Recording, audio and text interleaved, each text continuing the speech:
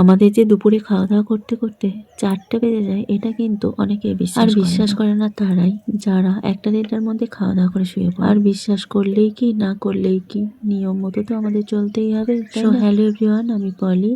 আমার নতুন আরেকটি ব্লগে তোমাদের সবাইকে অনেক অনেক স্বাগত। এখন বাজে 4:25। আমি খাওয়া দাওয়া করলাম, খাওয়া দাওয়া করে সমস্ত কাজকর্ম মিটিয়ে লাস্ট কাজ যেটা থাকে সেটা হচ্ছে ছাদে জামা কাপড় তুলতে আসা। গাছে জলটা তোমাদের দাদাই দেয়, কিন্তু আজকে ও গেছে মারাকে নিয়ে একটু সাইকেল চালানো শেখাতে। তাই ওর হয়ে আমি একটু গাছে জল দিয়ে দিলাম। সোনা এই মাত্র বেরিয়ে গেল, ও টিউশন আছে, টিউশনে গেল। আর মানা গেছে তো সাইকেল চালাতে, তোমাদের বললাম। আমি এখন গাছে জল দিয়ে দিলাম, আর জামা কাপড়গুলোও আমার কিন্তু তোলা হয়ে গেছে।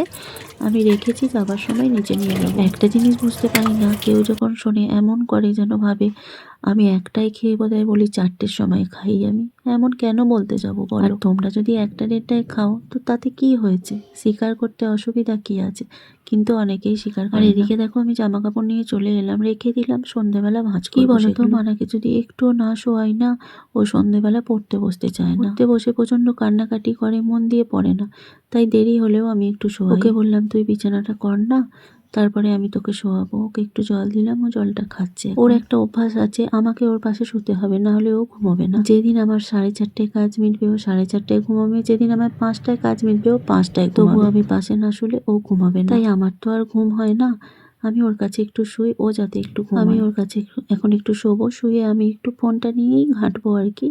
তারপরে আবার উঠে সন্ধ্যা রান্না। আর এতটা অবেলা হয়ে যায় না, নিজেরও ভালো লাগে না, আমাদেরও ভালো লাগে না এতটা অফ টাইম। কিন্তু কি করব বলো, কিছু করার নেই। সকালবেলা যত তাড়াতাড়ি উঠি না কেন, কাজ সারতে সারতে কিন্তু ঠিক এতটাই বেলা। চলো একটু রেস্ট নিই। একটু রেস্ট নিয়ে উঠে পড়লাম। মানা উঠে পড়েছে, কিন্তু সোনা এখনো পড়ে আছে। আমি এখন যাব নিচে।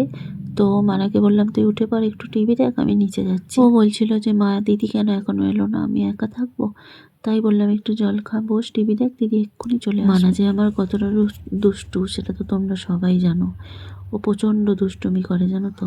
আর এখন ঠান্ডাটা কমে গেছে, তবুও হঠাৎ করে ঘর থেকে বাইরে বেরোলে না একটু ঠান্ডা লেগে যাচ্ছে। সেই জন্যই আমি একটা হালকা মতো গেঞ্জি পরিয়ে দিলাম। চলো আমি এখন যাবো রান্নাঘরে। আর তোমরা কে কে আমার ভিডিওটা কোথা থেকে দেখছো সেটাও কিন্তু একটু জানিও। আমি কিন্তু ওপর থেকে চলে এসেছি রান্নাঘরে, এখন বাজে দেখো 6:50। আমি রান্নাঘরে আসার পরেই দেখলাম যে সোনা পড়ে চলে এসেছে। ওকে বলছি যা, বোন ওপরে আছে, একা যা। ও বললো তোমার কাছে একটু থাকি, তাই আমার সাথে একটু গল্প করছি। এদিকে আমার আটা মাখা হয়ে গেছিলো, আমি দুধটা ফোটাতে বসিয়েছিলাম, দুধ বসিয়ে দিয়ে। আর একদিকে আমার চাটু বসানো আছে, আমি এখানে রুটি বেলছি। আটা মাখা, বেলা, সেঁকা সবটাই আমাকে একাকেই করতে হয়। আমার আর কেউ নেই।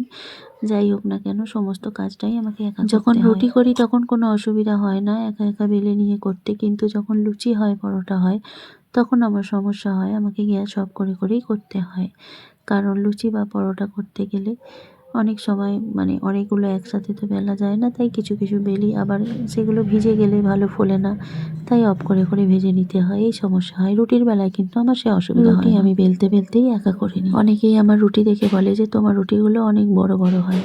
সত্যিই আমি একটু বড় বড়ই করি, কারণ ছোট রুটি করি বা বড় রুটি করি, আমার মেয়েরা কিন্তু 1 পিস খাবে। তার জন্যই আমার এই বড় করা। করেছি দেখো, রুটির সাথে বাঁধাকপির তরকারি, মটরশুঁটি দিয়ে বাঁধাকপির তরকারি। তোমরা কে কে ভালোবাসো? আর দুধটা তো আমি আগেই চাল দিয়ে নিয়েছিলাম। এখন আমি গ্লাসে দুধটা তুলছি আমার শাশুড়ির, তো খেতে দিতে যাবো শাশুড়িকে। তার জন্য আমাদের খাওয়া দাওয়া হয় অনেকটা রাত্রি, কিন্তু আমার শাশুড়ি 9টার মধ্যে খায়। তার জন্য তার খাবারটা আগে রেডি করলাম, তাকে এখন দিয়ে আসবো। তো চলো আজকের ভিডিওটা এখানেই শেষ করছি, টাটা।